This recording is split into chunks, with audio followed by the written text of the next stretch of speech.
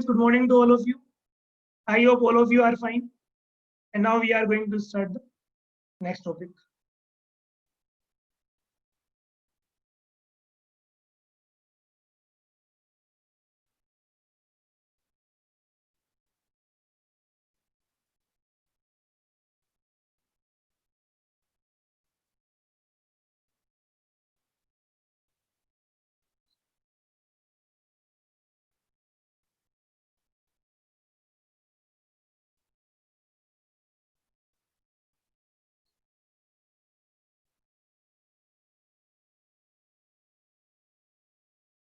In yesterday class, we have discussed the different parts of the fluid, the syllabus of the fluid mechanics, and I told you the definition of fluid mechanics, that fluid mechanics is that branch of science which deals with the behavior of fluids at rest as well as in motion and the interaction of the fluids with solids or other fluid at the boundaries. Is it clear? As we know that in this nature, we have two type of things. One is living things and second one is non-living things. Again, in non-living things, one is solid and second one is fluid. Fluid means liquid, gas or vapor. Write down next point.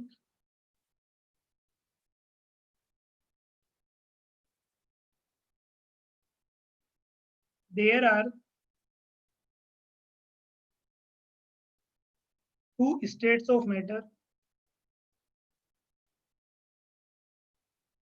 There are two states of matter. One is fluid and one is non-fluid.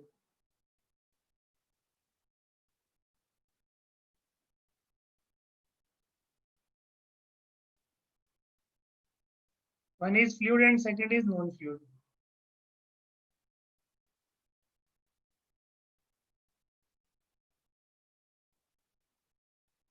There are two states of matter. One is fluid and second one is non-fluid. The fluid state refers to the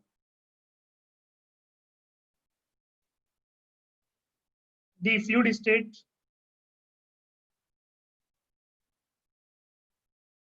refers to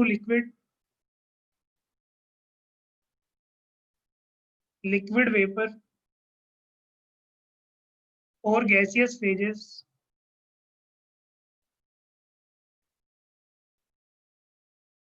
and non-fluid means solid and non-fluid state means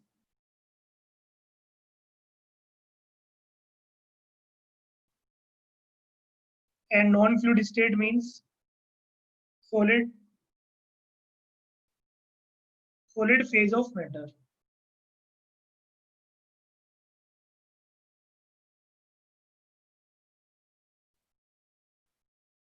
We know that existence of every matter is governed by the intermolecular forces.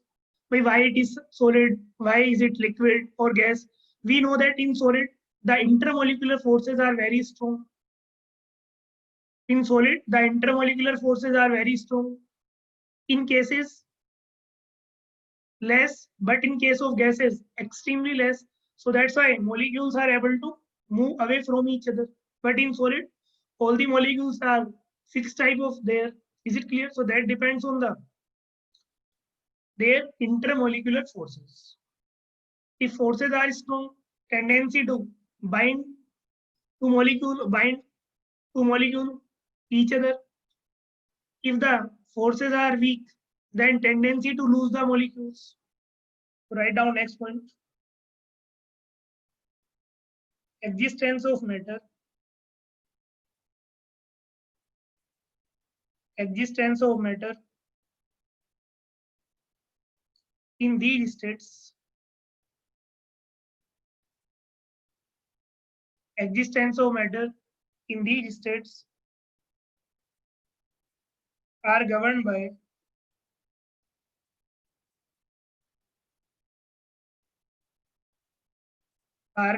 the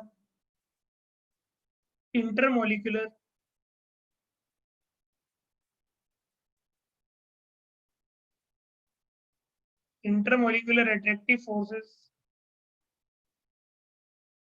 within a substance. Intermolecular Forces within a substance, very strong.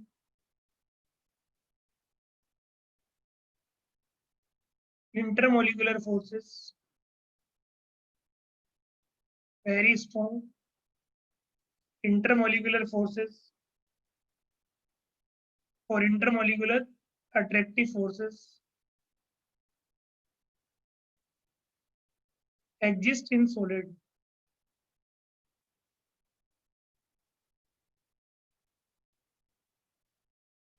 Which give them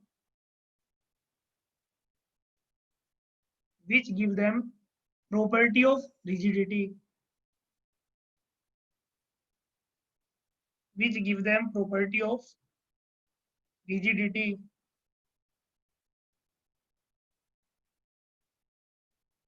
Due to these strong internal forces, intermolecular forces, it will provide the property of rigidity. But such forces are very weak in case of liquid and gases. Such forces are weaker in liquids. Such forces are weaker in liquids and extremely weak in gases. And extremely weak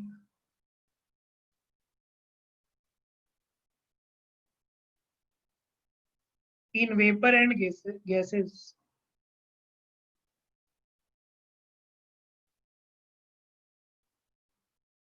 So much so that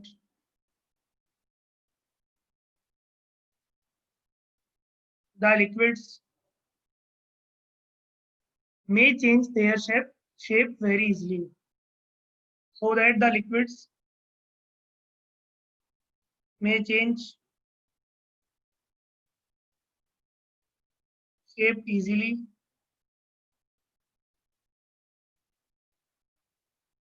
and acquire the shape of the container. And acquire the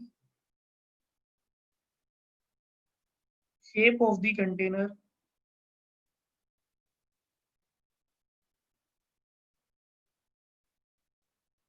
And that vapors and gases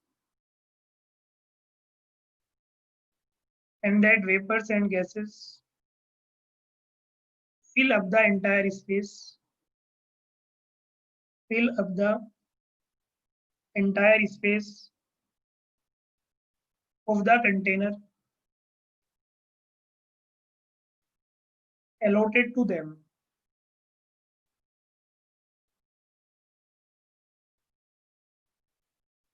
Fill the entire space of the container allotted to them. Is it clear?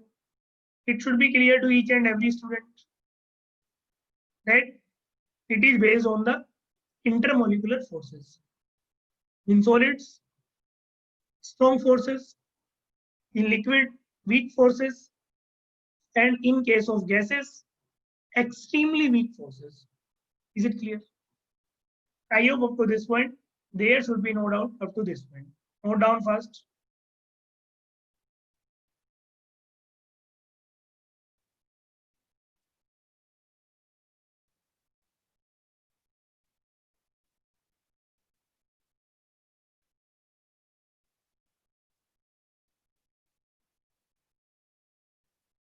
But our interest is only and only for liquids,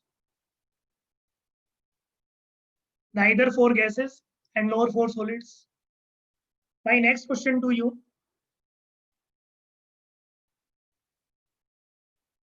what do you mean by fluidity? What do you mean by the term fluidity? Any one of you? What do you mean by the term fluidity?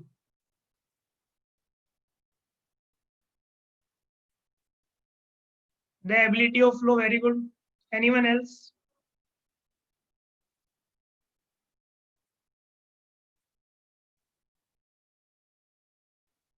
Okay, continuous deformation, very good.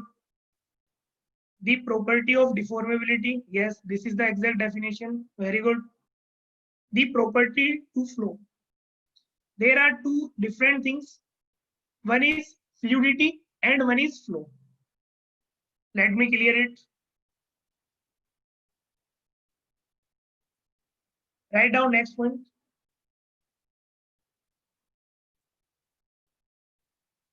It is more appropriate.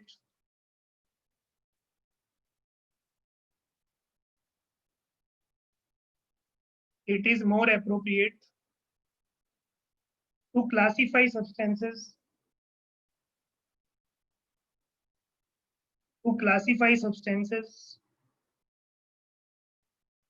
as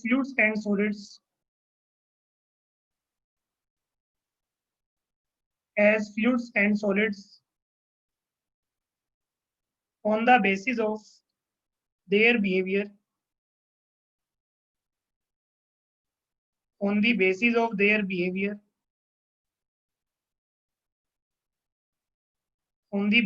their behavior under the application of external forces under the application of external forces under the application of external forces.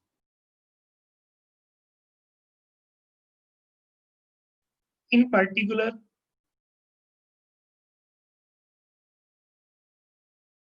it is the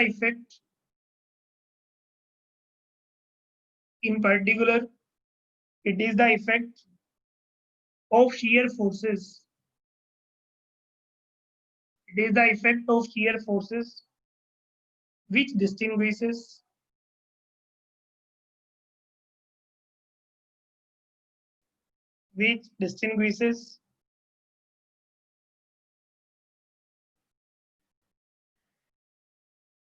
fluids from solids, which distinguishes fluid from the solid. So it is the effect of shear stress or shear forces which distinguishes the fluid from the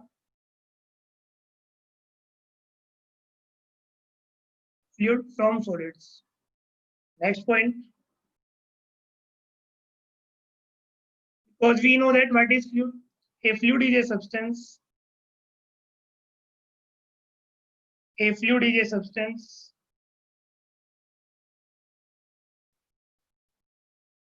which deforms.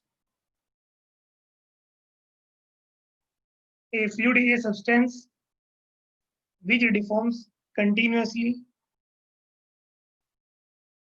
which deforms continuously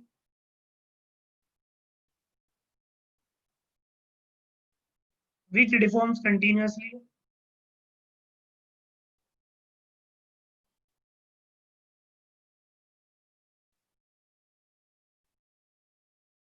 which deforms continuously when subjected to shear forces. When subjected to shear forces.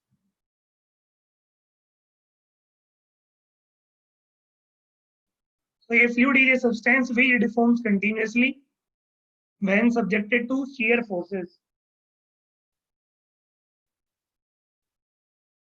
However, small the shear force may be. Small the shear force may be. This tendency of continuously deformation. This tendency of continuously deformation is known as fluidity.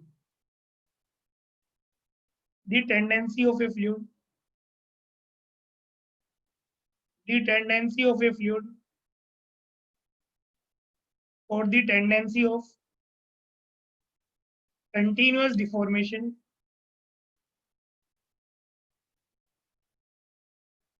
the tendency of continuous deformation of a substance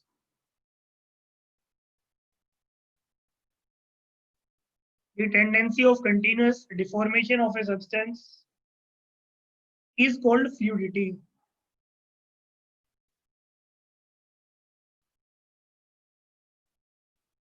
Is called fluidity,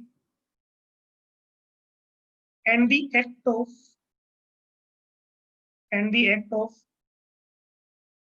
continuous deformation and the act of continuous deformation is called flow. I hope both things should be clear. What is fluidity and what is flow? The tendency of continuous deformation of a substance, the tendency of continuous deformation of a substance is called the fluidity, and the continuous deformation is called flow. Is it clear? So what is fluid, what is fluidity, what is flow? It should be clear to each and everyone.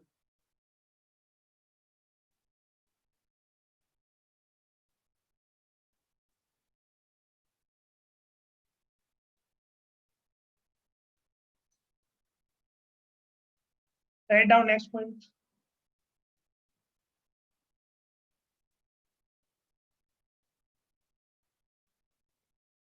Is it clear up to this point?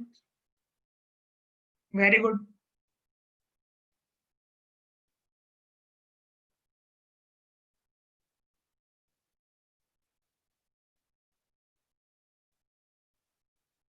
Mulik, what is the fluid has a tendency. If you will apply some shear forces on the fluid, then there will be a continuous deformation. That is known as, that tendency is known as fluidity.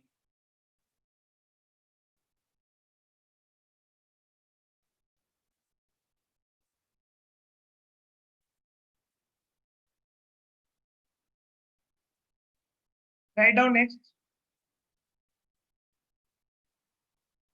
First write the definition of fluid and then we will discuss. One simple definition I told you.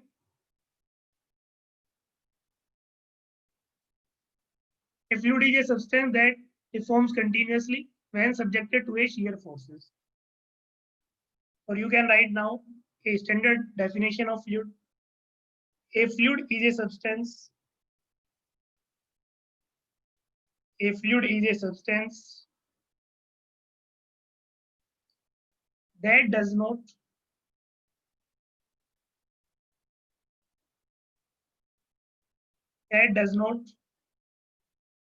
permanently resist. A fluid is a substance that does not permanently resist distortion.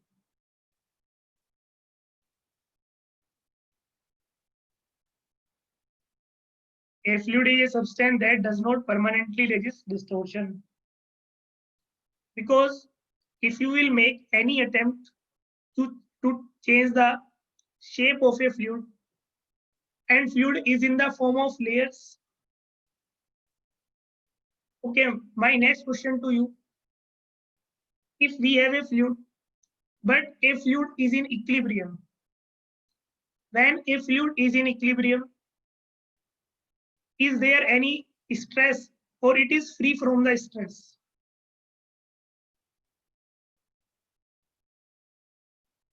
I asked a very simple question. If we have a fluid and that fluid is in equilibrium, are there any stress or not?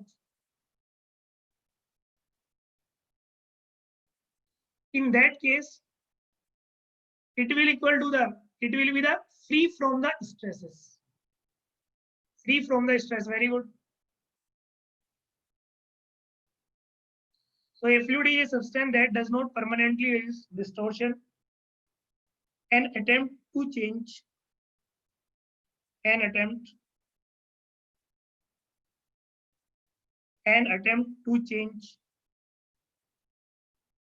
the shape of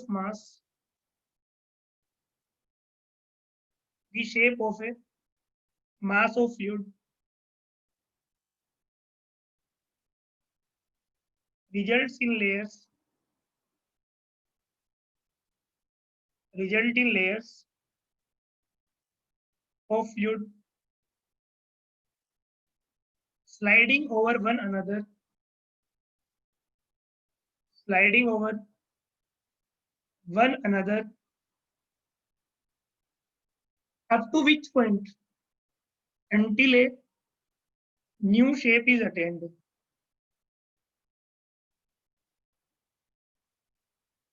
Until a new shape is attained.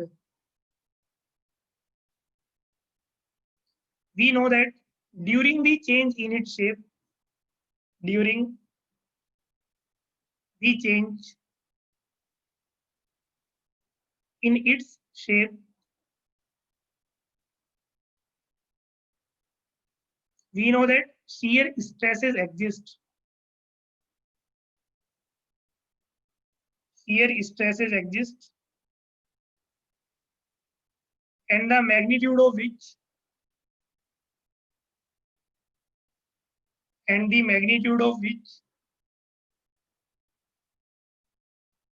depend upon the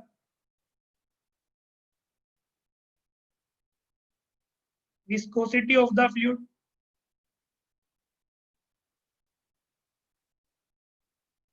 depend upon the viscosity of the fluid,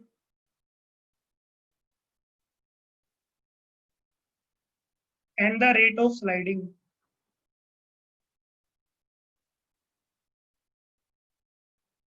But when a final shape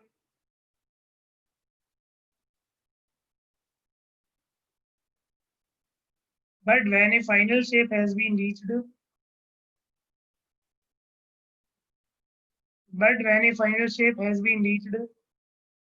all the shear stress have disappeared.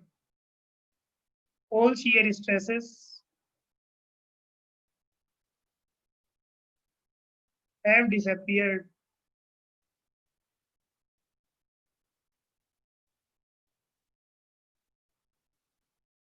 So if you will make any attempt to change the shape of a mass of the fluid, results in the layer of fluid sliding over one another until a new shape is attained, and during the change in its shape, shear stresses exist, and the magnitude of which depend on two things. One is viscosity and second is the rate of sliding. Now next, sir, what is viscosity? What is rate of sliding? What is shear? What is shear stress? So for that, have a patience and write down one more line. A fluid is in equilibrium. A fluid is in equilibrium.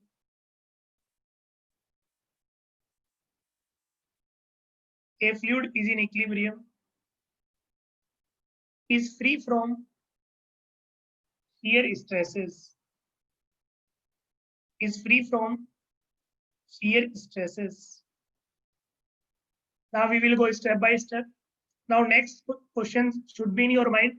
Sir, what do we mean by shear? So what do we mean by shear? What do we mean by shear?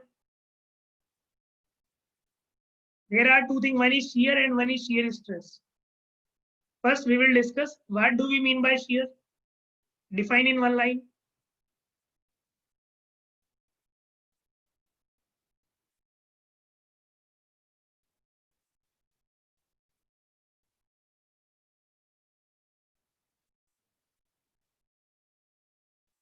Layer to layer interaction, angle, lateral displacement force, tangential body force. Shear is the deformation. Okay. Anything else?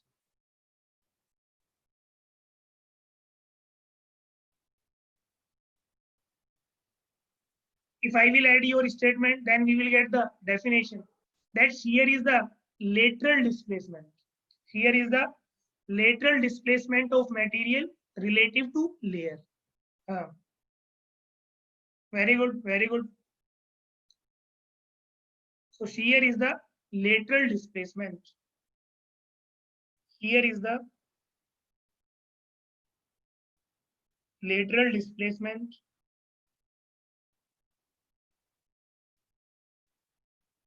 here is the lateral displacement of material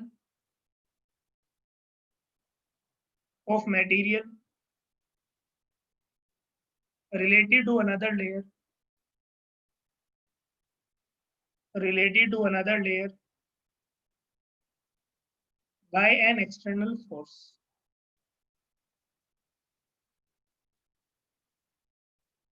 Here is the lateral displacement of material related to another layer by an external force. Now next thing, what is shear stress? The ratio of this force to the area of the layer is defined as shear stress. Shear stress is defined as shear stress is defined as the ratio of this force, the ratio of this force to the area of the layer.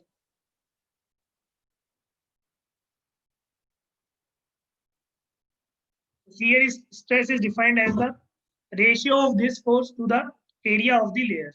Is it clear? All these basic things should be clear. Very good. At least give some answer when I asked what is the extreme condition. Extreme condition is that you will give wrong answer. But when you will give wrong answer and I will give you right answer, at least you will remember that answer. Is it clear? Write down next point.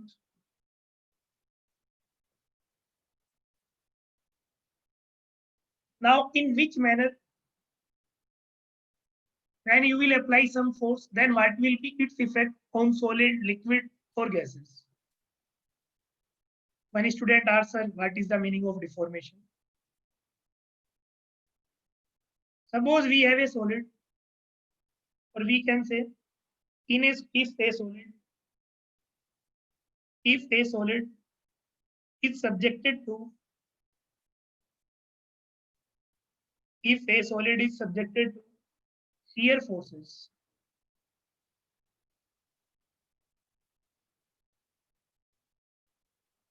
then what is the tendency of solid? It will resist against that deformation. If a solid is subjected to shear forces, so it has a tendency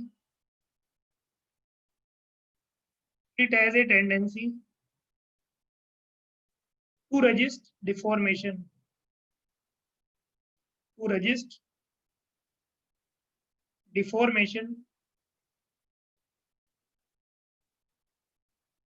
and on being deformed within the elastic limit. Deformed within the elastic limit.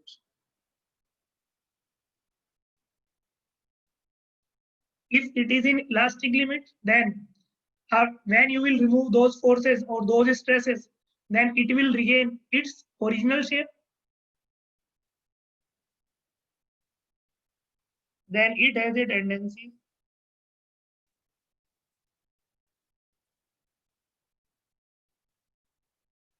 to regain its initial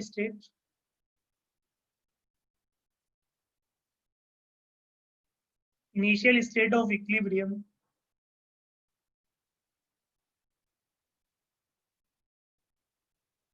when the applied shear force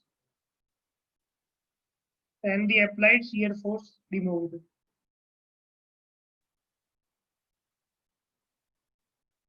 Shear forces are removed. But in fluid, when you will apply some shear stresses, then there is no tendency to resist deformation and it will gain a new shape.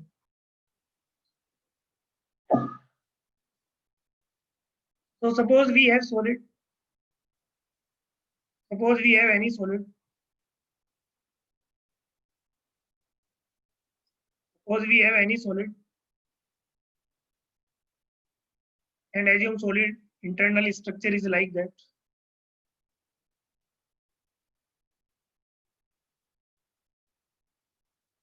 Suppose you are going to apply some stress on this, then what will happen?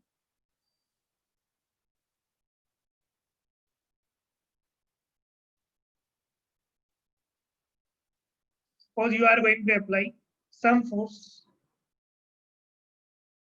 then this structure will change.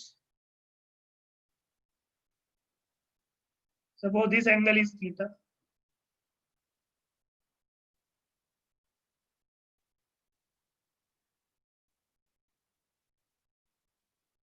Now when you will remove these forces, then its tendency to regain its shape, it will try to get this configuration again if it is in elastic limit.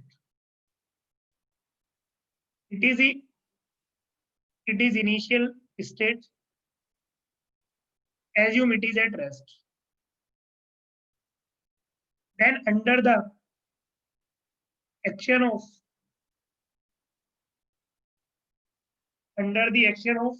shear forces,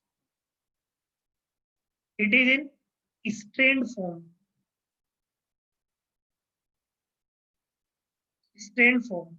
But when you will remove these forces, it will try to regain its initial position, then tendency to regain the initial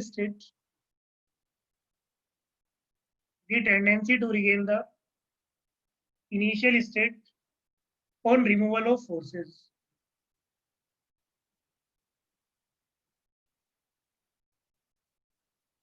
The tendency to regain the original shape once again. Is it clear? It is a condition of solid. Is it clear? Very good. But in case of fluid, the situation is different. In case of fluid, a fluid on the other hand,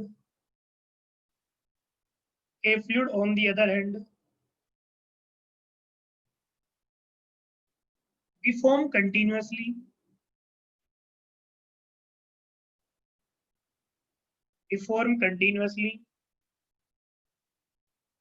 or flows when shear forces are applied to it. When shear forces are applied to it, and it has no tendency to regain.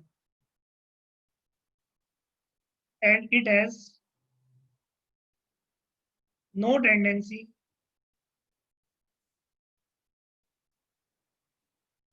to regain. It has no tendency to regain its original position or its initial state,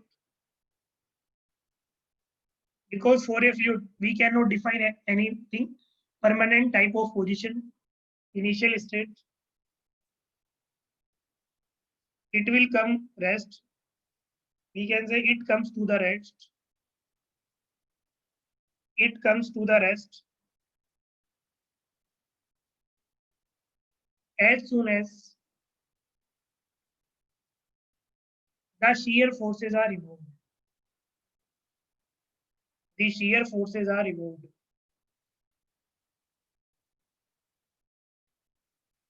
It comes to rest as soon as the shear forces are removed. So we can say one thing, the state of rest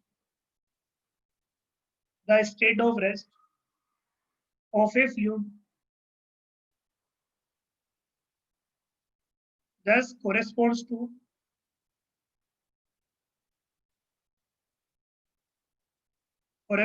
the absence of shear forces.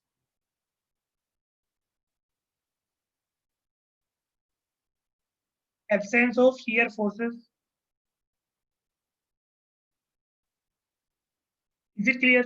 The basic difference between the solid and a fluid. Suppose we have a fluid with the elbow diagram you will get easily. Suppose we have a fluid, and in fluid we have infinite number of layers. Suppose I have a line, this line, that is OA. And again, if initial state, again we are going to assume it rest. What is the meaning of rest for fluid? It means there is no shear forces or absence of the shear forces. Now, if you will apply some shear stress, then what will happen? If you will apply some shear stress,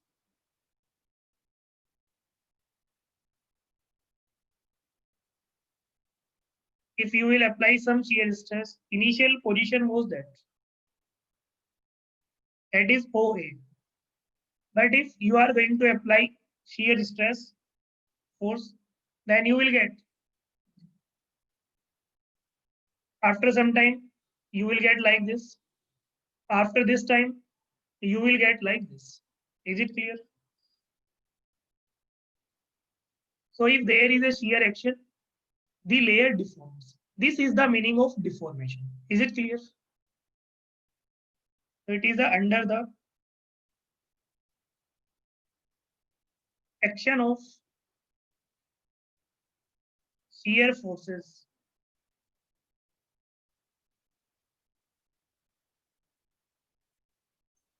Is it clear? The student who asked out, sir, what is the meaning of that? I hope now it should be clear to each and everyone.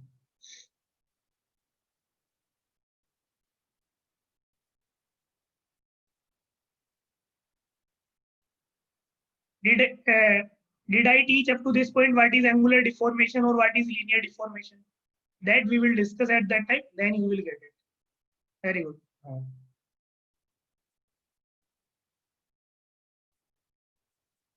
Draw this diagram.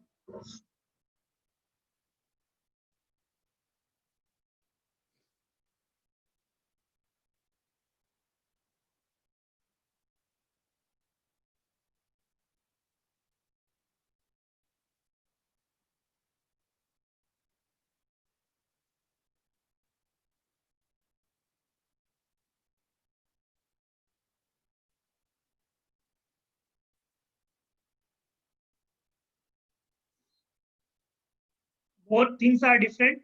The student you asked, linear deformation is a different thing and angular deformation is a different thing. At the time of fluid kinematics, we will understand that what is linear deformation, what is angular deformation. Have a patience. Is it clear? Up to this point, just I told you only one thing, that under the action of the shear stress, what is the behavior of the liquid and what is the behavior of the solid. Just this thing. Is it clear? Very good.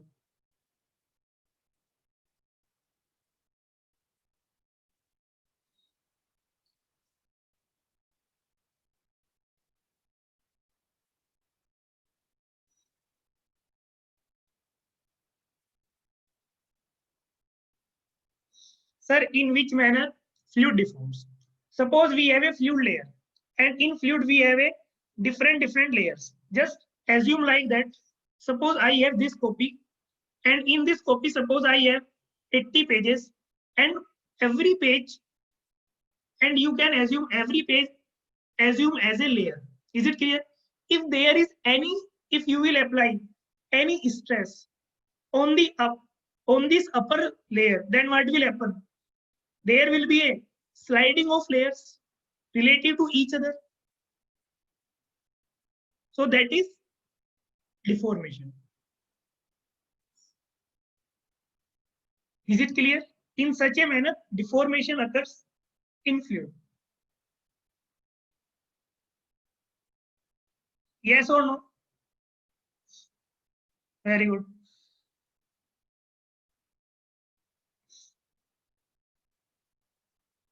Write down next point. Here are three things: liquid, gas, and vapor.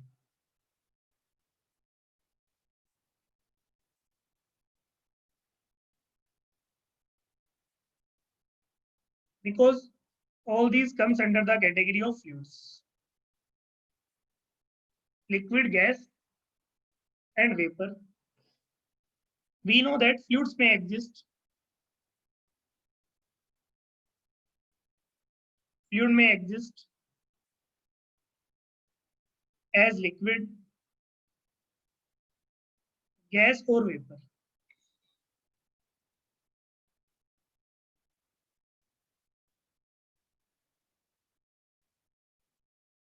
We already know about the liquid, that liquids are characterized by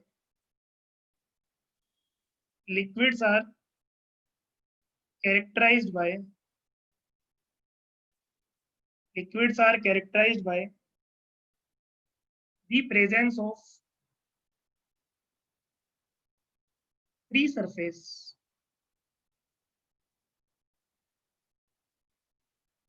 Liquids are characterized by the presence of free surface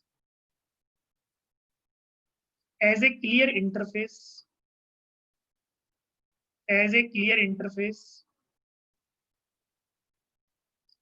in the vicinity of of an immiscible fluid.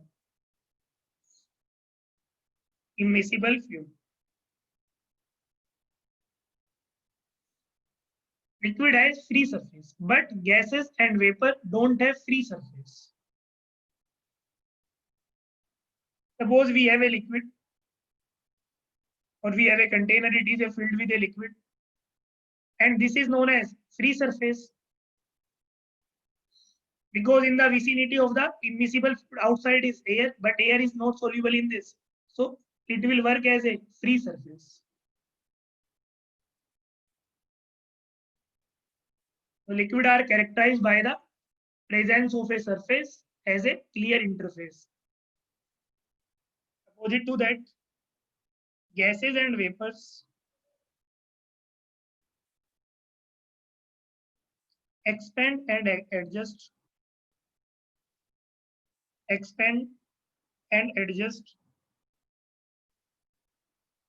their shape and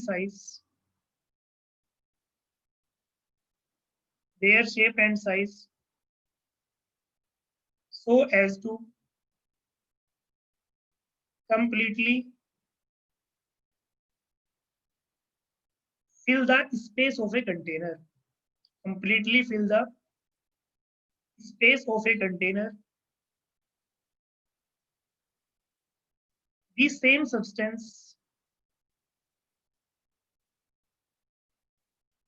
substance may exist in one or more phases.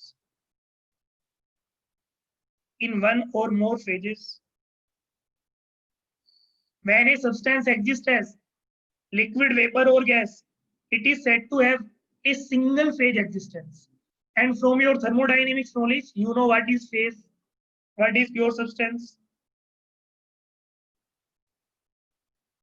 When a substance exists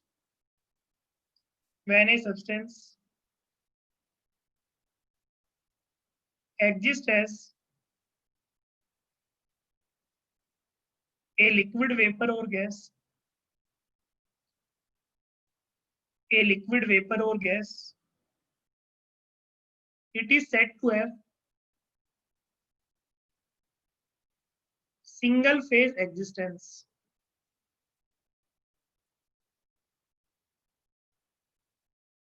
Single phase existence.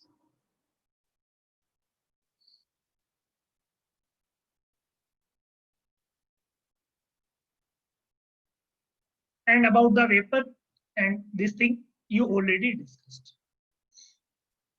Is it clear up to this point? Or is there any rocket science up to this point?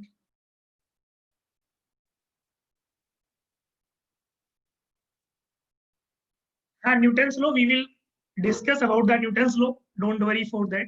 Have a patience. So up to this point, we have discussed what do you mean by fluid mechanics? And what do we mean by fluid? the difference between the solid and the fluid. Then what do we mean by fluidity?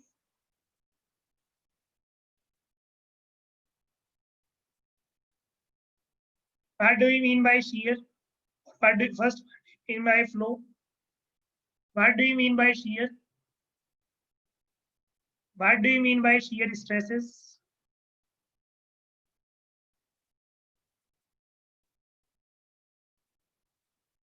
And solid and fluid behavior. Solid and fluid behavior under the action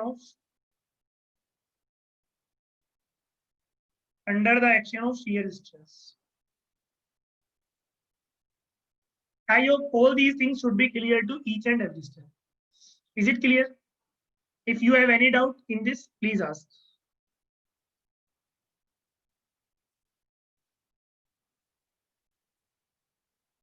Is it clear? Okay, Saket. Very good.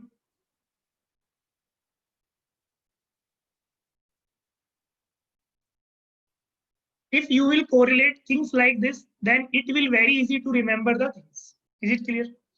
Now, next thing we will discuss, that is the properties of the fluids.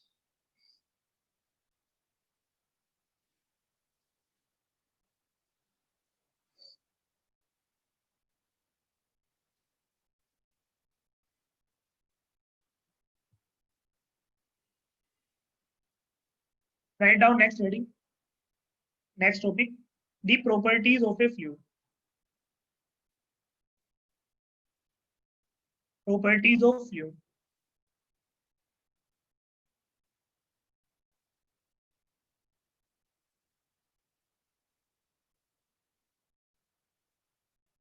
As per my promise that we will go from minus infinity to plus infinity. If you know everything also, then something will add in your knowledge. Property of a fluid. So all of you are my thermodynamics student also. So please tell me, what do you mean by property? In thermodynamics, I told you now. What do you mean by property?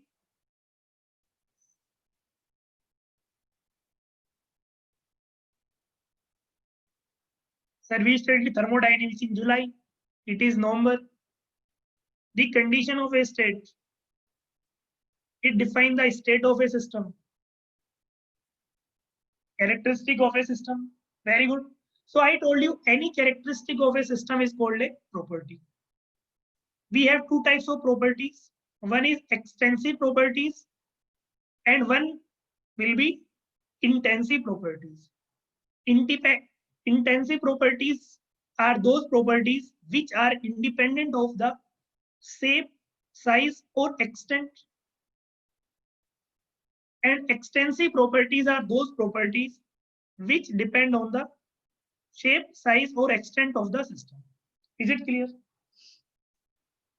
I told you the specific properties also. The extensive properties per unit mass, the extensive properties per unit mass are known as the specific properties. And at that time, I told you the space postulate also.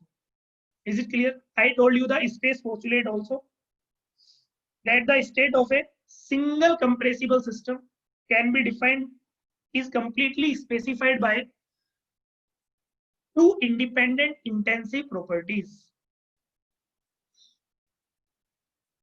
Sir, specific and extensive properties have the same? No. Intensive, specific properties are known as intensive properties. Specific properties are defined as extensive properties per unit mass. And all the specific properties are known as intensive properties. At the time of this one, thermodynamics, I told you. Very good. Now, there is no need to write all these things because I already told you all these things. And we are not writing any book. So we will start with the first property.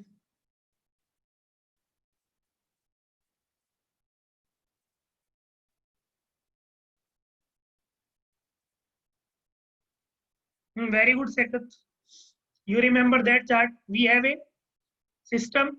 That system should be closed. Closed system will give you equilibrium. Equilibrium is governed by the phase rule. Phase rule will give you degree of freedom, and degree of freedom is the freedom of chemical engineer to choose independent intensive property. Very good. Write down properties of fluid.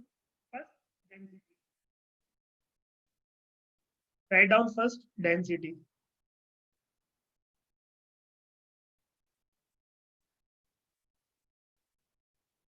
Density or mass density.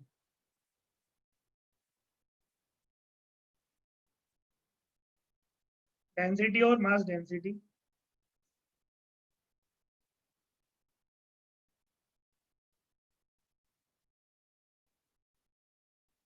So everyone knows it is defined as the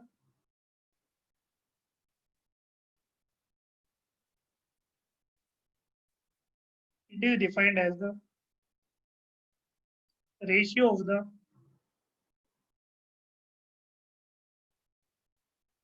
mass of a fluid, mass of a fluid to its volume.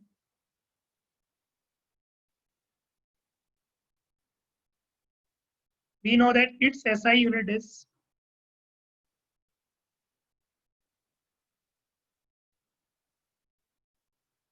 kg per meter cube. We know that the density of a fluid depend on the temperature as well as pressure, and be and based on that we will define compressible and incompressible. We know that the liquids are generally incompressible in nature, while gases are generally compressible in nature. Write down next point. The density of all fluids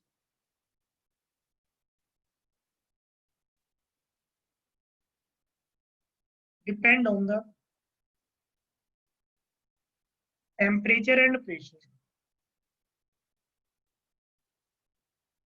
Depend on the temperature and pressure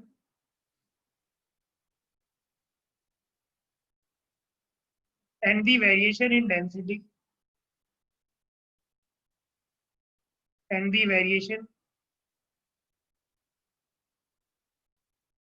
in density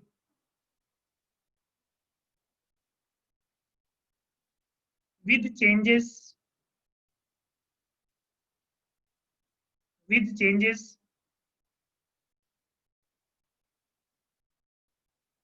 in these variables may be large or small, may be large or small, may be large or small.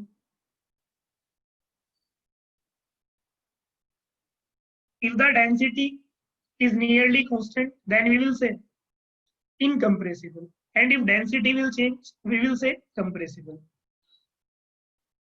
If the changes in density or if the density changes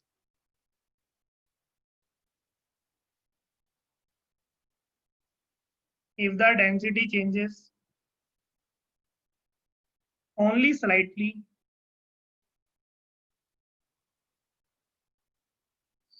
with moderate changes in with moderate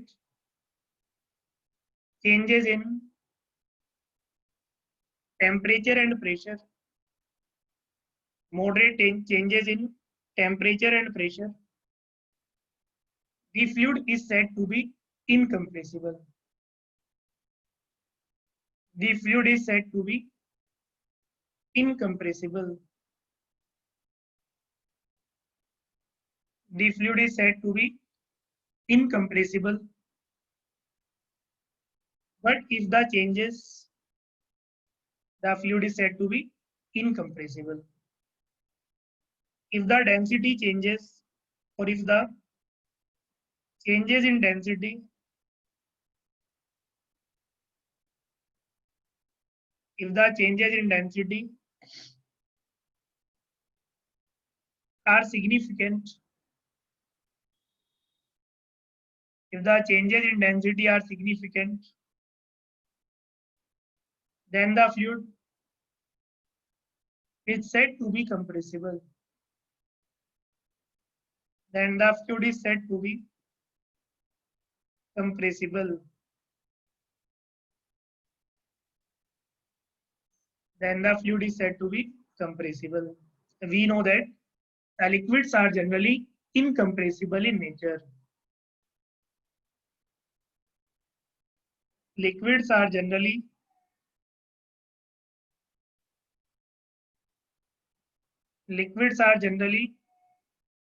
incompressible in nature. Incompressible in nature, while gases are compressible in nature. While gases are compressible in nature. I hope all these points, small points, should be clear to each and every student. What is compressible, what is incompressible? Liquids are generally incompressible, gases are compressible.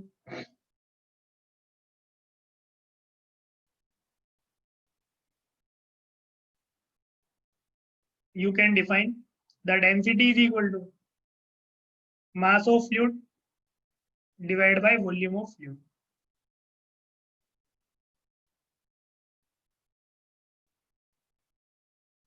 And we have other types of density also. That's why I gave name mass density, because we have weight density also, relative density also.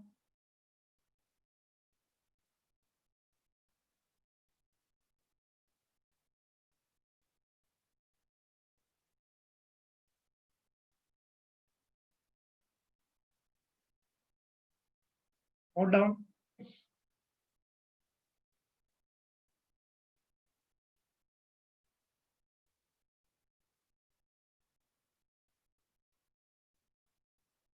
Next point. What is specific volume?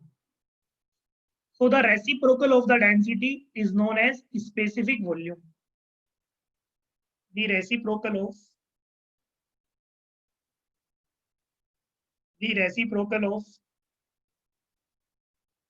density is the specific volume. Is the specific volume, and it is denoted by small v, which is defined as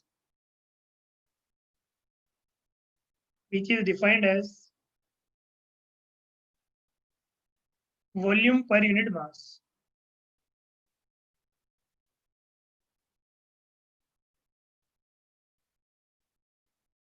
Which is defined as volume per unit mass.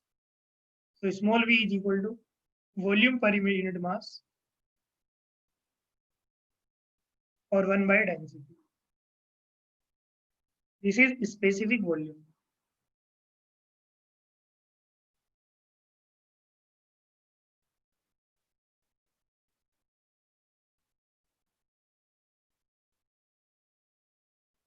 All these are basic things which you should know.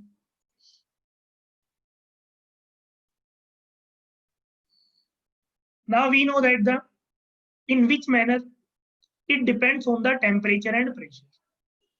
You know that Pm is equal to dRT from PV is equal to nRT, and mass per unit volume is density. Very good.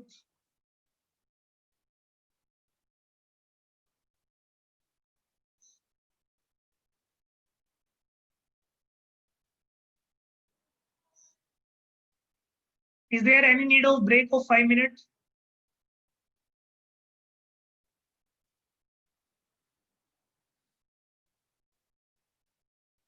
Okay, very good. Because in morning, continuity should be there. Otherwise, and 5 minute break means 15-minute discontinuity.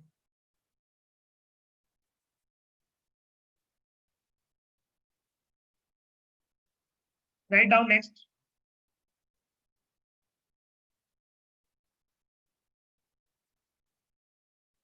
we know that the density of the density of a substance, the density of a substance depends on temperature and pressure.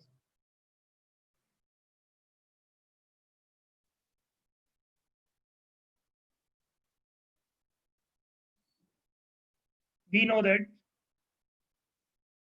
the density of most gases,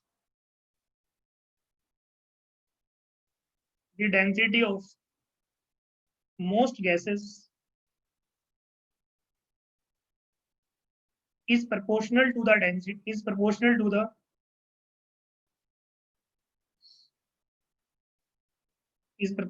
the pressure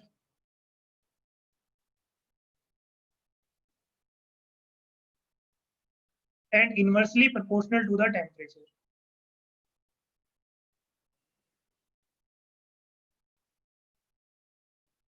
And inversely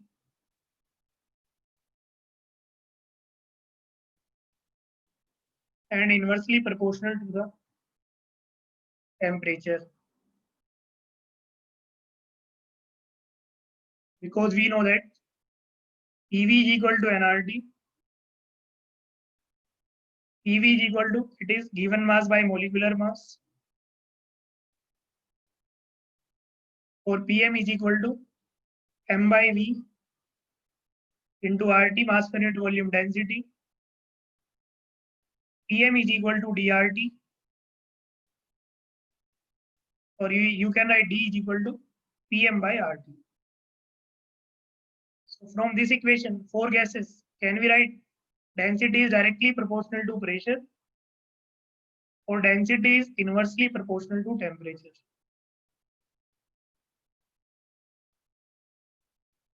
Is it clear? Now we will analyze its effect. We have density is equal to mass per unit volume. So on increasing the temperature,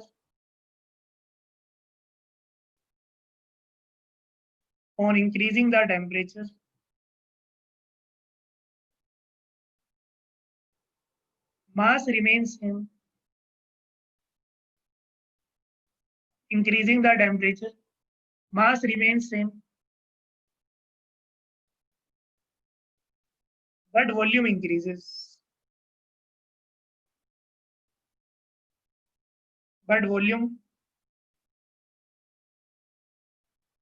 Mass remains same, but volume decreases, not increases. Sorry, volume should increase. If we will decrease the temperature, then decrease. The volume should, or the volume increases. If volume increases, so in this case, density will decrease. You can correlate like this also. Increasing the temperature, density is going to decrease, or on increasing the temperature, mass will remain the same, but volume increases. So in this case, density is going to decrease. So density will decrease.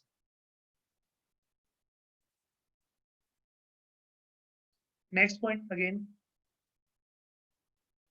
On increasing pressure,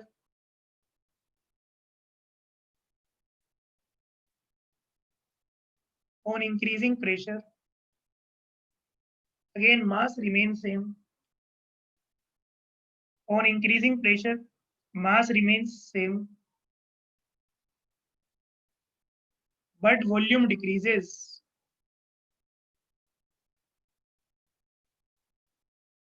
Mass remains same, but volume decreases. So in this case, density will increase. In this case, density will increase.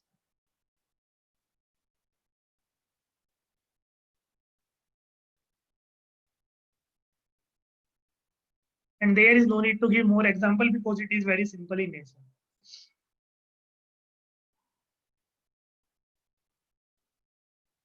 One more thing.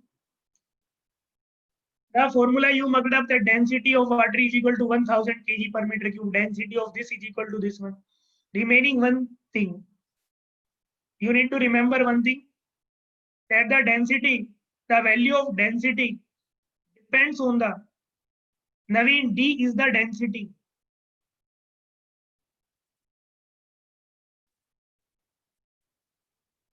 Is it clear? Naveen, D is density or nothing. Is it clear up to? So whenever someone will ask that tell me the density, then your first question should be at what temperature and pressure. Is it clear? Because density is defined at specific temperature and pressure. Is it clear? So whenever, that's why in question if data is also given, then they will provide you that at this temperature and pressure. Without temperature and pressure, there is no significance of density. Is it clear? But sir, we mucked up. Yeah, this is this, this is this.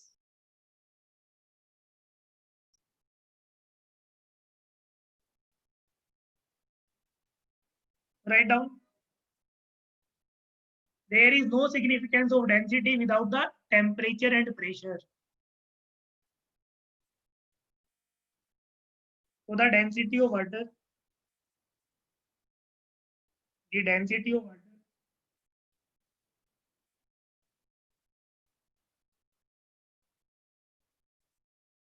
the density of water at 20 degrees Celsius and 1 atmospheric pressure and 1 atm is, tell me, the density of water and at 20 degrees Celsius and 1 atm. 1000, triple nine, 1000, triple nine, 1000, triple nine. Ranjan, your answer is correct. That is, no, your answer is also wrong. 749. Avoy Kumar, 998. Which one is correct one? 998 is the correct answer. Note 1000, note 999, note 749. But sir, we are very intelligent. We know each and everything. Is 998 kg per meter cube. The density of water at 20 degrees Celsius and 1 atm is 998. But when we started density, sir, we know density. Everything we know. So write down next point.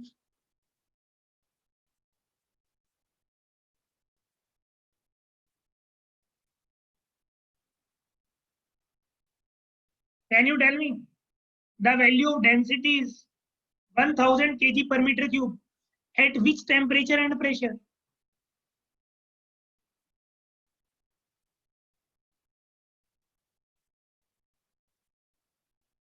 25 degrees Celsius. But sir, we are very extremely.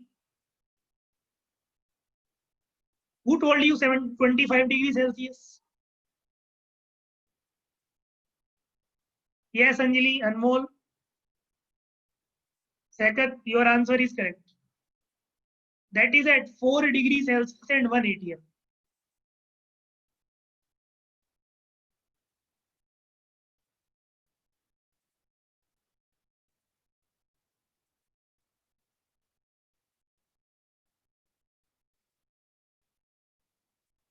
And all these are basic fundamentals which you don't know.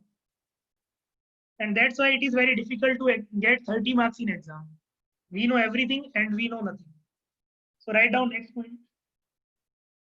The density of water, the density of water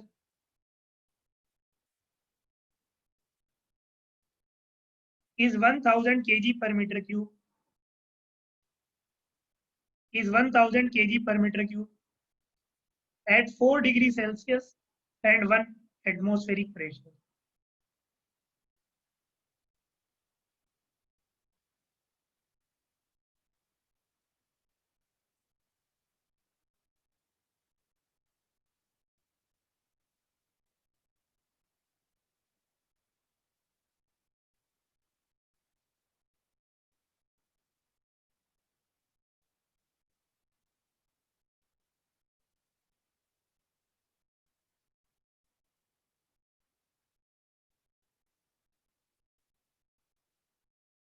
So this is sufficient for density. You can write one more point.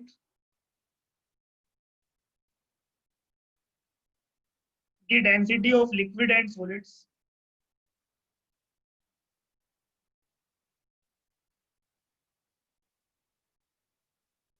the density of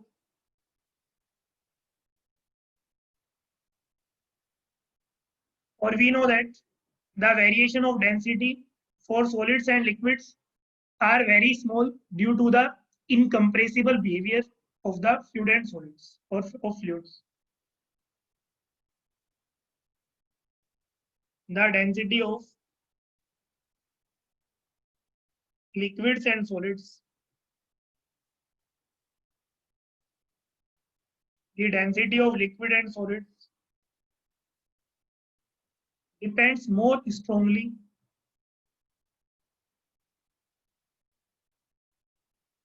depends more strongly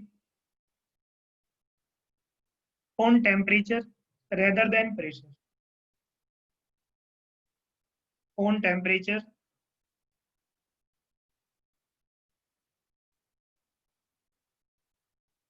than it does on pressure.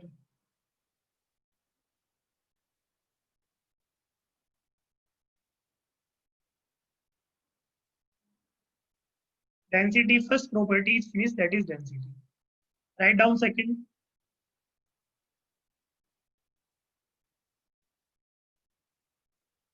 That is specific weight.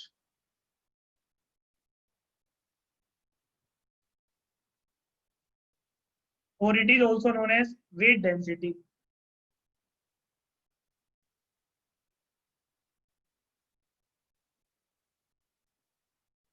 Specific weight or weight density.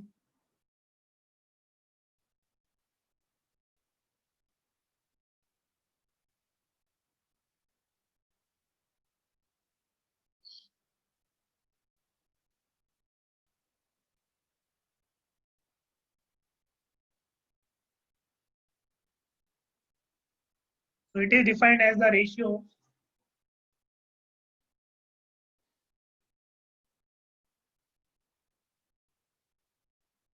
so it is defined as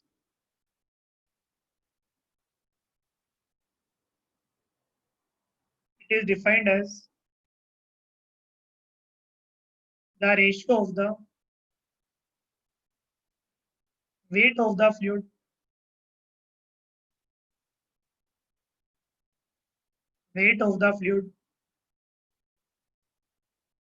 to its volume.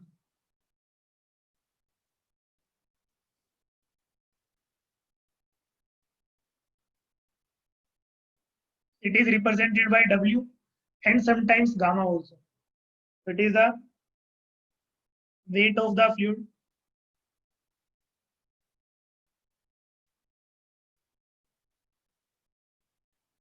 divided by volume of the fluid.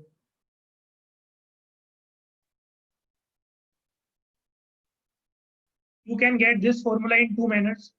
Weight is defined as m into g and mass per unit volume. Mass per unit volume that will give you the density so that W is equal to rho into g.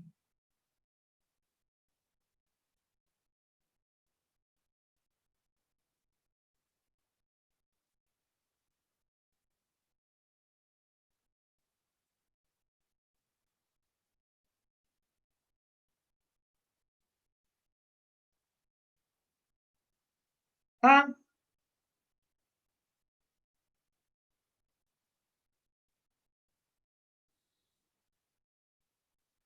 That is weight, that is mg divided by volume. So you can also write weight is equal to m into g divided by volume and mass per unit volume is equal to density. So you will get W is equal to rho into g.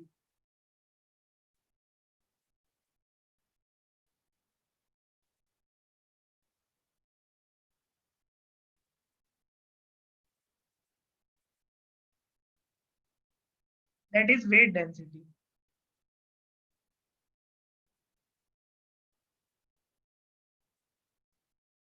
Write down next one.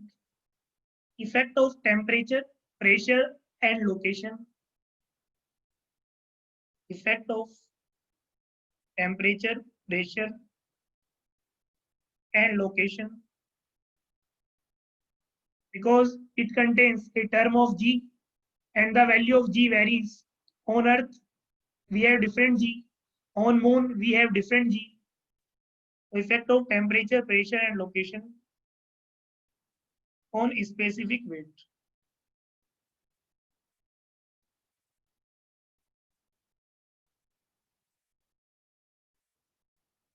So we know that W is equal to rho into G.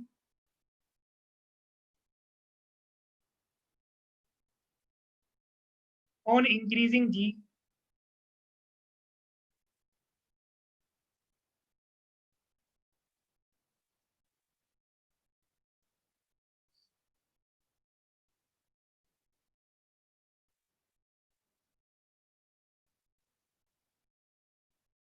first we will, on increasing temperature, on increasing temperature,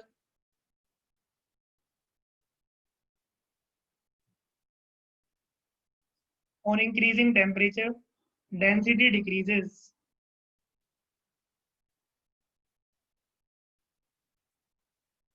Density decreases and G remains same. And G and G remains same. So the value of specific weight,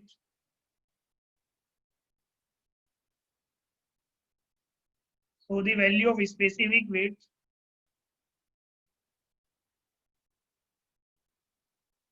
so the value of the specific weight decreases.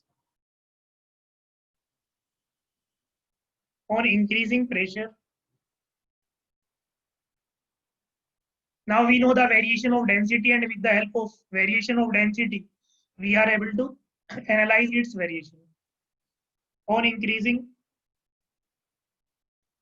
pressure,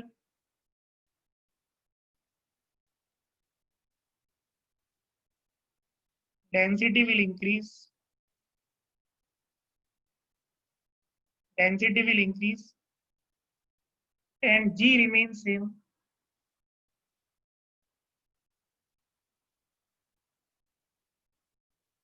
So the value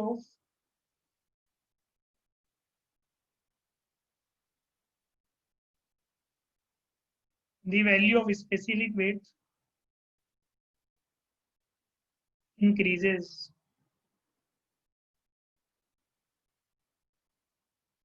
And we know that on changing the location,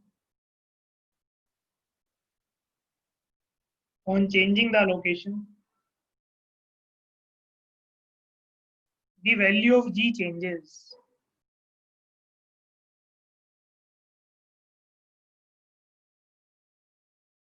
On changing the location, the value of G changes. So the value of specific weight also changes. Now third point, we mucked up the things, but we don't know the exact things. Again, like the density 1000 kg per meter cube at 25 degrees Celsius. Very good. Next point, specific gravity. Now again,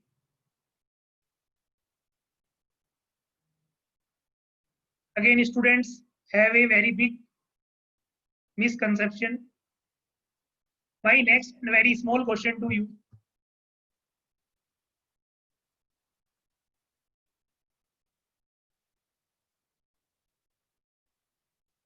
What is the basic difference between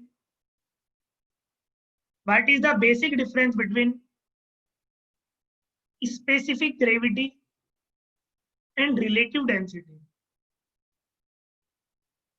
What is the basic difference between specific gravity and relative density? Or both are same? I am trying to make you.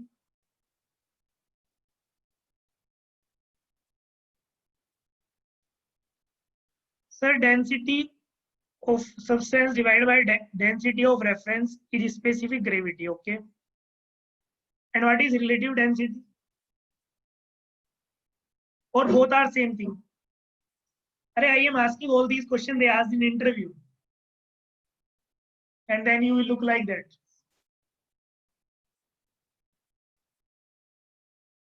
What is the basic? Sir, specific is with respect to the water. Okay.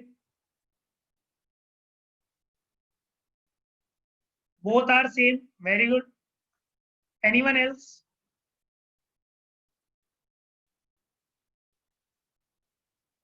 Both are same. Same. Okay. Very good. Both are same. Same. 99% students gave answer same. Sir, specific gravity is for liquid and relative density is for liquid and gas. Very good. Any other new research?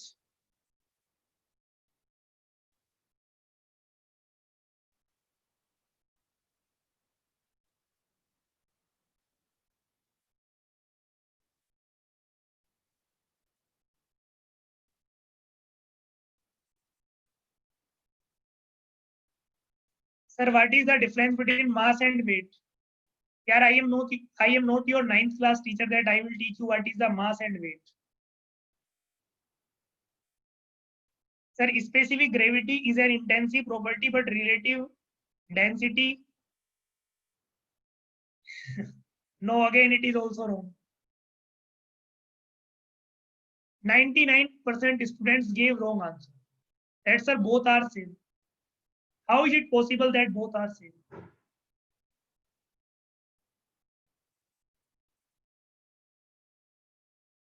Now we will discuss it. Sir, specific gravity is known as relative density. Oh, very good. Don't worry, I will treat your all the bad concepts which you mugged up from your childhood. Write down. Sometimes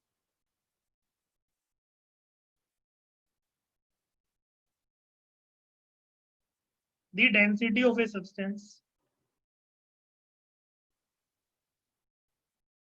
the density of a substance, the density of a substance is given relative to the density of a well-known substance.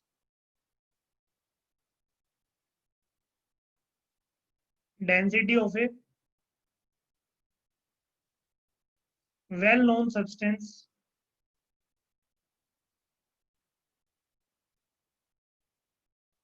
and then we need to define specific gravity or relative density. First, we will define the specific gravity. The specific gravity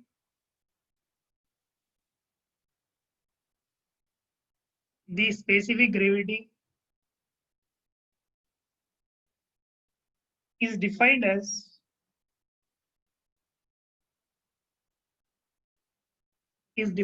the ratio of the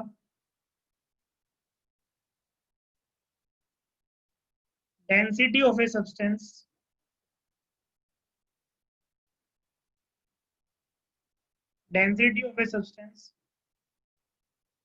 to the density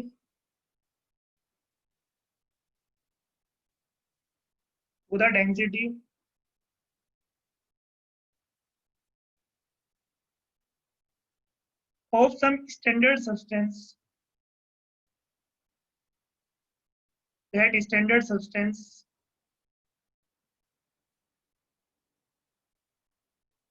at a specified temperature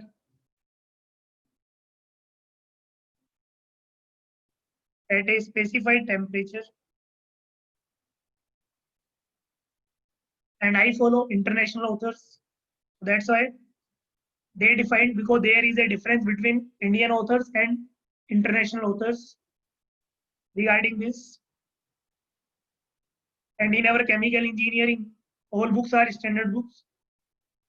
The specific gravity is defined as the ratio of the density of a substance to the density of some standard substance at a specific temperature, and usually water at 4 degrees Celsius, for which, that's why you mugged up, for which rho of H2O is equal to 1000 kg per meter cube. So we can say specific gravity is equal to given density divided by density of H2O. But in case of relative density, in denominator, you can take any fluid. But here, standard fluid, that is water, and is defined at 4 degrees Celsius, which is 1000 kg per meter cube. That's why whenever you will get question that the specific gravity is this, then you will directly multiply by 1000. So this is the exact correct concept. I hope it will remove your misconception. And both are not same.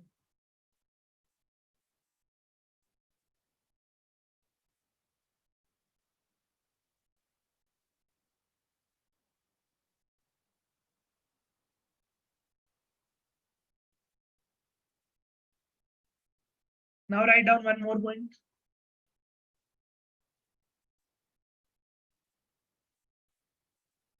According to Indian authors,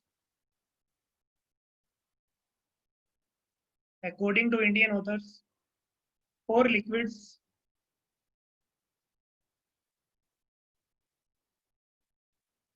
the standard fluid,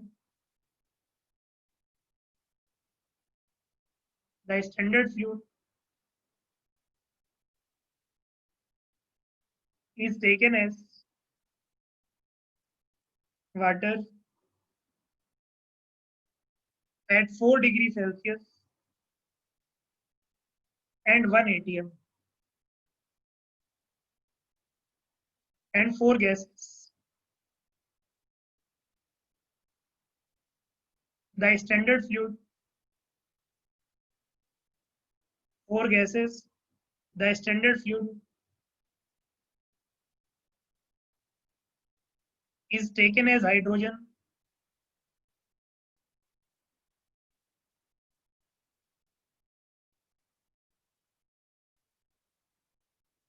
or air,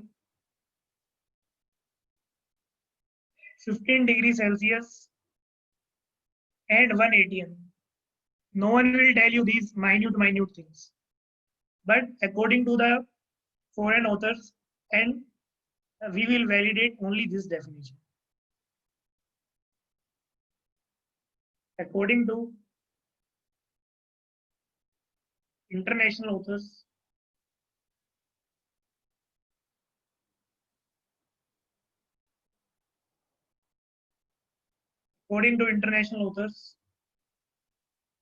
the standard fluid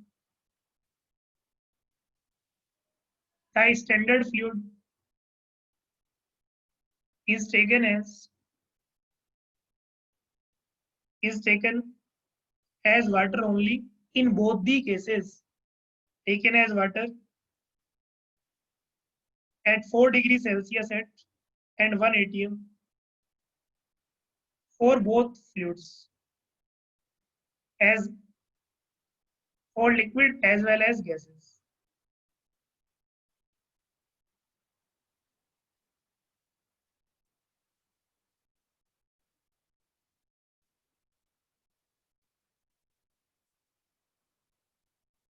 But sir, we know each and everything. We are next to the Bernoulli.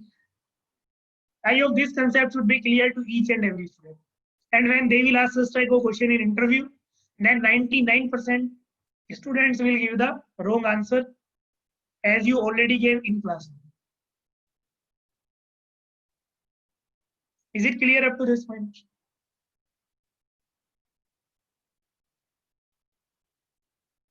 Both means liquid as well as gas.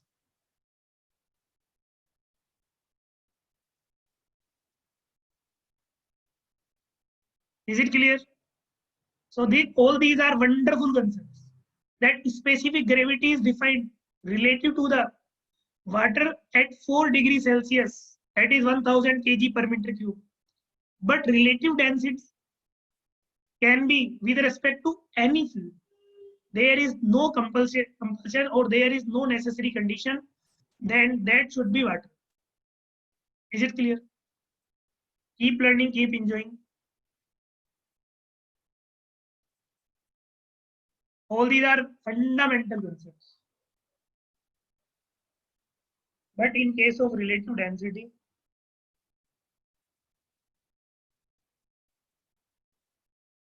in case of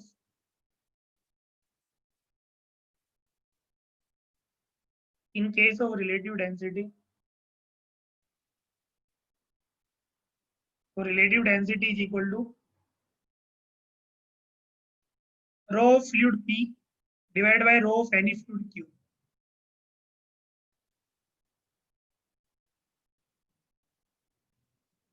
For fluid P,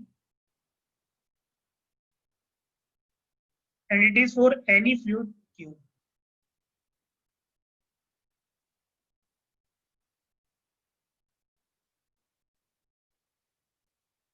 So we can write one line.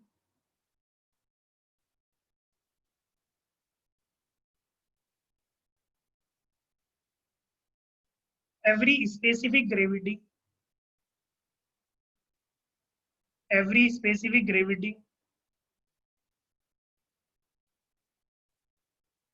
is a relative density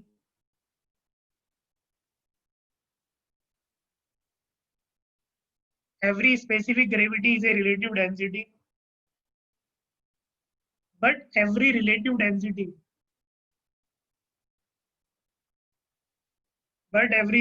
density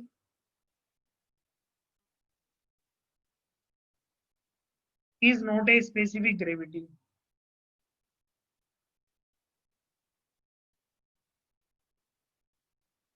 Every specific gravity is a relative density, but every relative density is not a specific gravity. Because it is a special case of this one.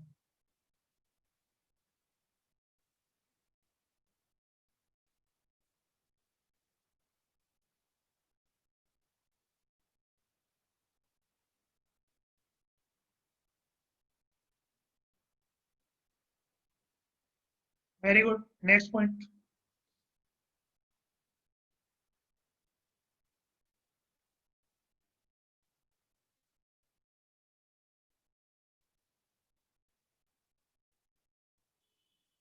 Next point. Relative density term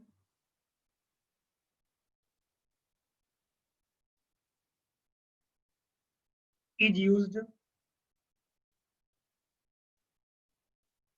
instead of specific gravity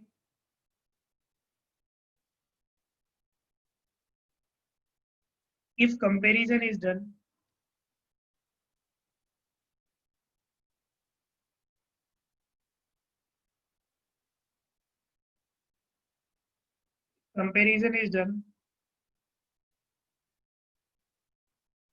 with respect to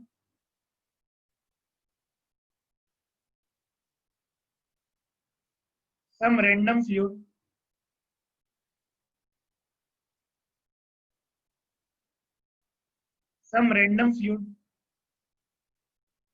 instead of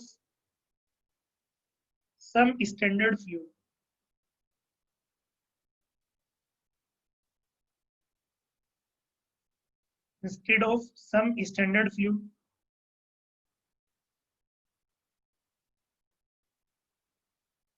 Next point.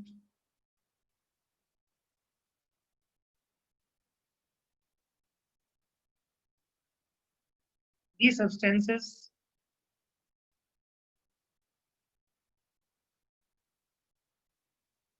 with specific gravity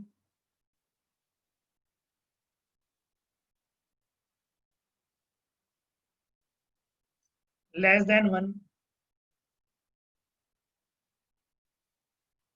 are lighter than water.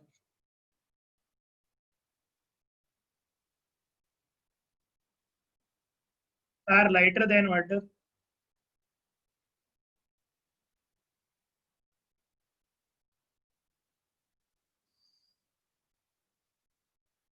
And thus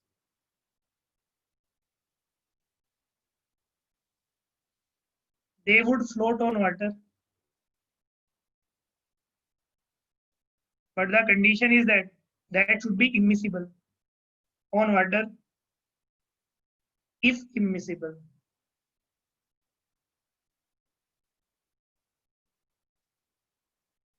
Next point, liquids having specific gravity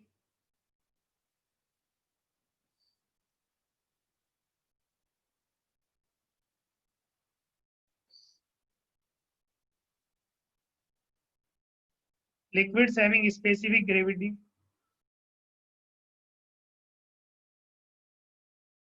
less than 1 will float on water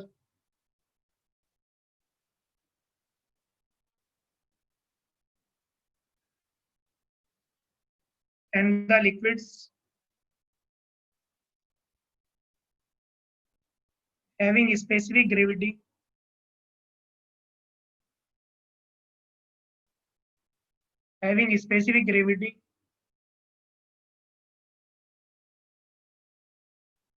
greater than 1 will sink in water. Will sink in water. Is it clear? So it is the PhD on relative density, specific weight, and relative density. I hope all the four these terms should be clear to each and every student.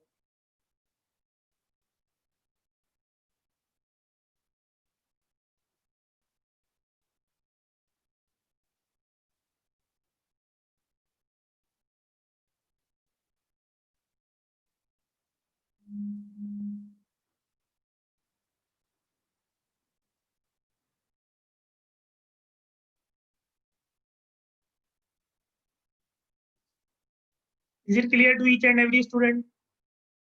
If someone will ask, then you are able to give correct explanation to each and every one. Is it clear? And all these are basic misconception, and 99% students have such type of misconception. If you will say, ask anyone that what is the basic difference between relative density and specific weight, then they will laugh at you. "Eh, sir, both are same." Then you will tell, okay, both are not same.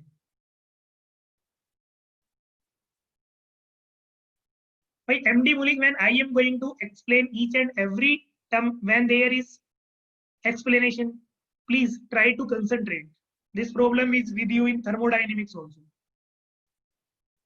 If if we have two fluid, but if both fluid are miscible, then is it possible that that fluid will float?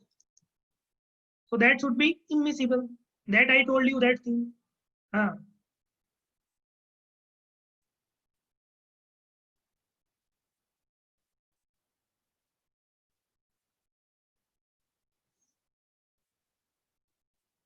Is it clear what is the concept of immiscibility? Calculate first question. Now you are able to calculate the density.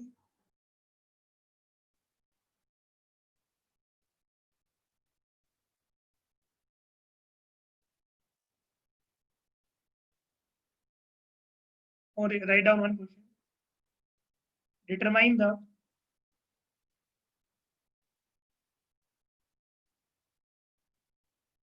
the density, specific gravity Determine the density, specific gravity, and mass of the air. Mass of the air in a room whose dimensions are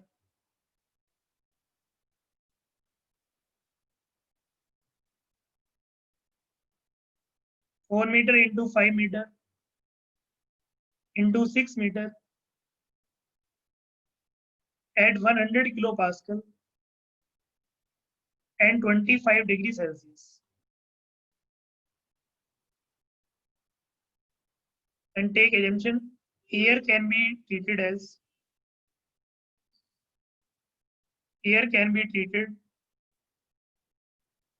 as an ideal gas. I need the correct answer from each and every student. This question is very simple.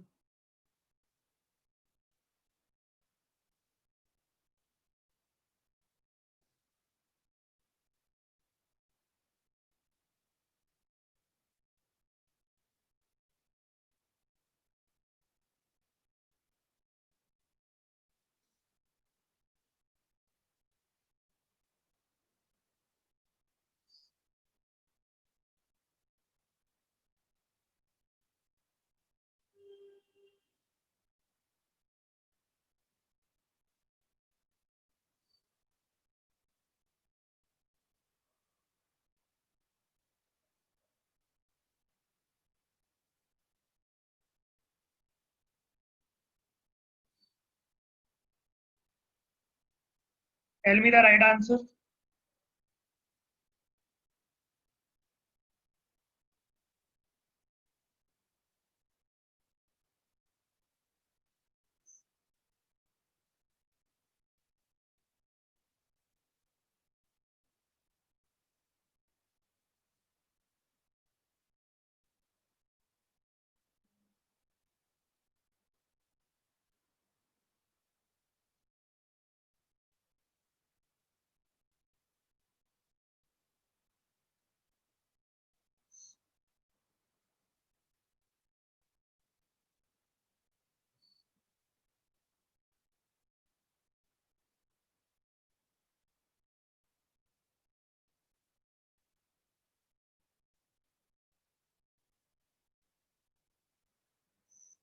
The right answer of this question.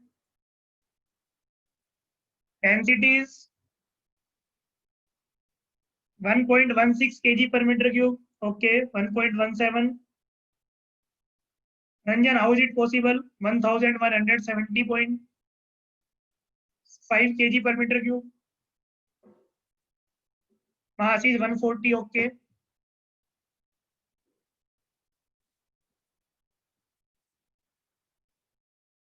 What is the right answer? All the expert students.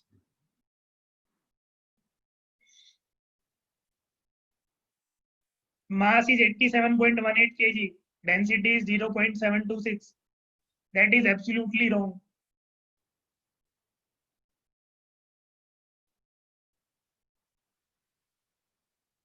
Very good, Jagdish.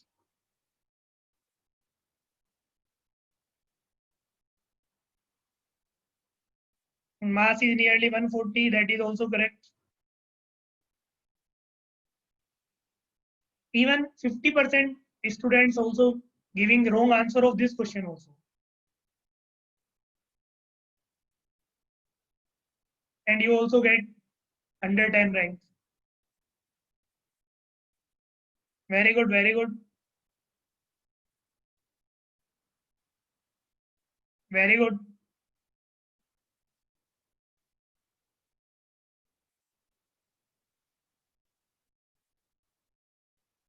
That is correct. Very good, Rohit Gaurav. Now let me solve it. In my class, same rule will followed as in thermodynamics.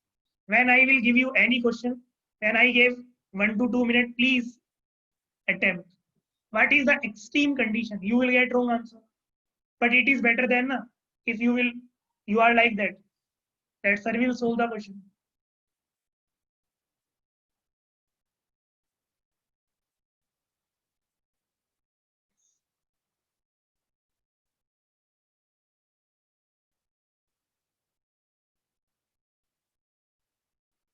From the ideal gas behavior, the density is given by rho is equal to P by RT. Remember your thermodynamics classes. If it is in kilopascal and R is, then the pressure is. That's why I am going to write with unit 100 kilopascal divided by 0.287 kilopascal meter cube divided by per kg per Kelvin. Temperature is 270, 25 is given. So you need to 273 plus or 270.3.15 plus 25, 298.15 Kelvin. So after solving, you will get the density is 1.17 kg per meter cube. It is the answer of first question. Then you need to calculate the specific gravity. So what is the specific gravity of air? The given density divided by density of water at 4 degrees Celsius. 1.17 divided by 10 is to power 3. 1.17 into 10 is to power 3. What will be its unit?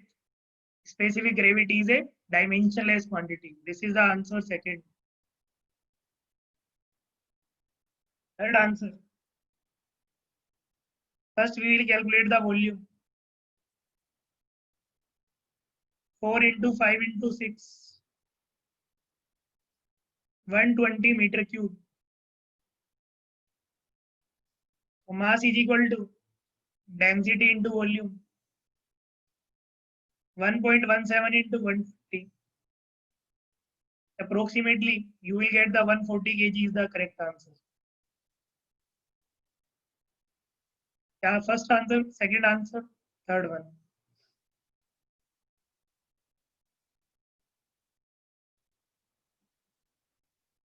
I hope it should be clear to each and every student. And there should be no doubt. Yes or no?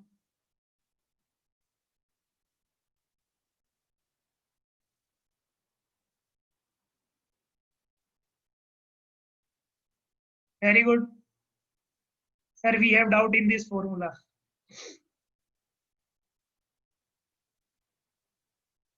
And write down in corner.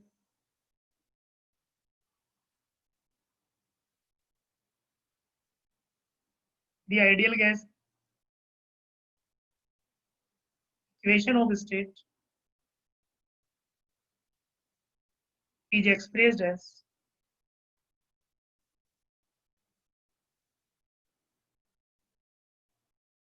P. You can also write PV is equal to RT. Or you can write P is equal to 1 by specific volume rho RT. Where P is the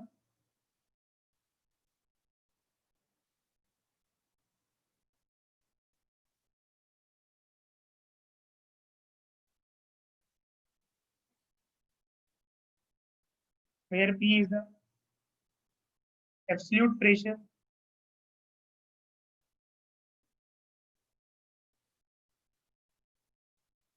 V is specific volume.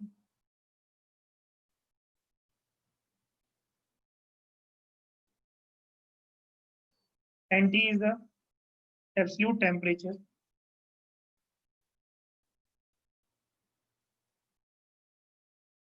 T is absolute temperature.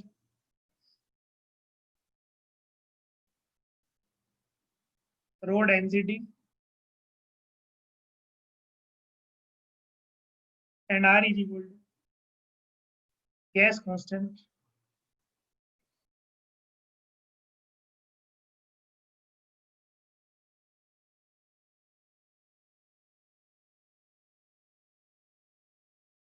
Is it clear?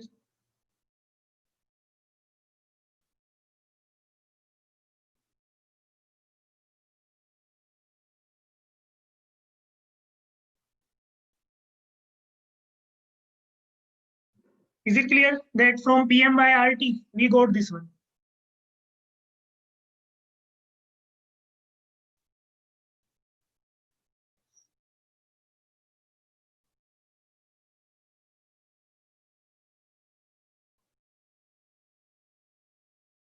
I did not attend thermo class. Is that my mistake, way? Okay, you can write all those conversions. We know that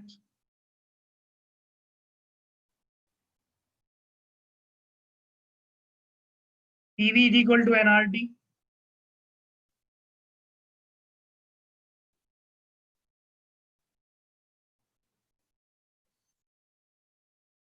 It is the first equation. You can also write PV is equal to given mass by molecular mass into RT. You can write like this: PM is equal to M by V into RT. Or you can write PM is equal to VRT. Equation number second.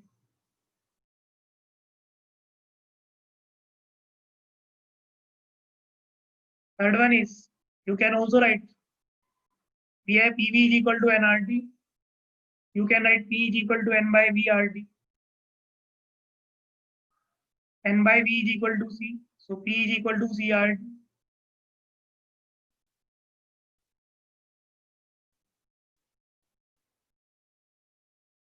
It is equation number 3. You can also write like this. We have PM is equal to M by V into RT. That PV is equal to M into R by M into T. And this R by M is equal to R prime, or in some books it is given RU also. PV is equal to MRT.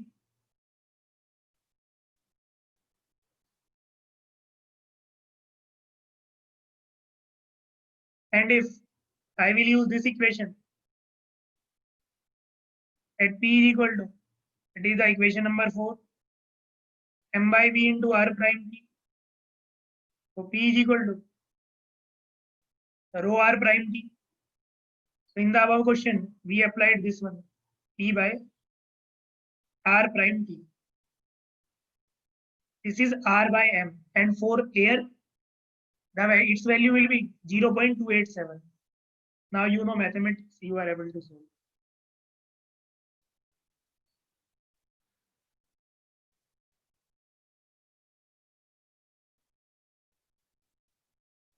Is it clear? All these 5 equations.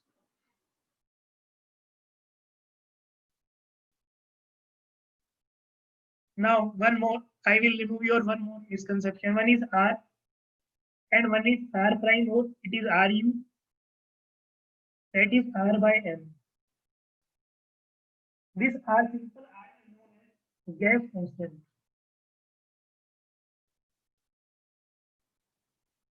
And this R prime or RU or R by M, it is known as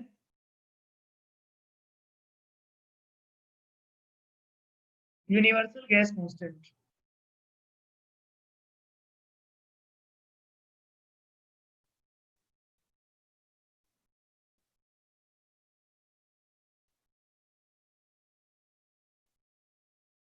As the value of M will change, the value of R prime or RU will also change.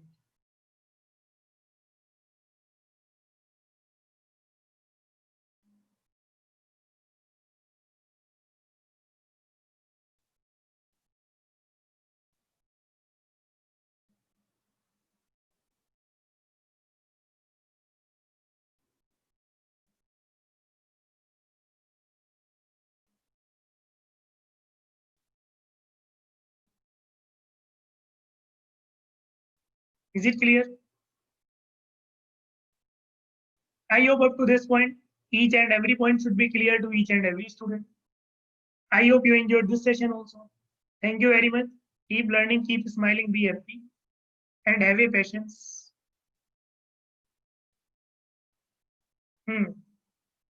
Very good. And all these concepts were wonderful concepts. Actually, the basic problem is that our basics are very weak. That's why we are not able to perform. And once you will work your basic, but on the name of Bernoulli, we know that equation only. Is it clear? Okay, thank you very much. Have a nice day. Sir, how did we get R prime is equal to 0.2287? Please tell me the molecular, what is the molecular weight of air, for air? 28.97 or 28.9. So R prime is equal to given value of R divided by 28 point or 29, then you will get that value. 8.314 divided by 28.84, and that will give you the 0.287.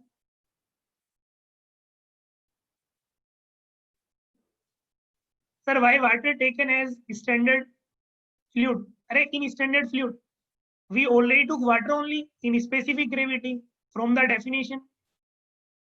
Is it clear? Jagdish, from the definition of specific gravity, given density by density at this one. Is it clear? Shekhar, if you join late, then it is your mistake, not mine. Just after that, I have another class. So now how is it possible that I will show you the first slides? Come and join on time. Okay, thank you very much.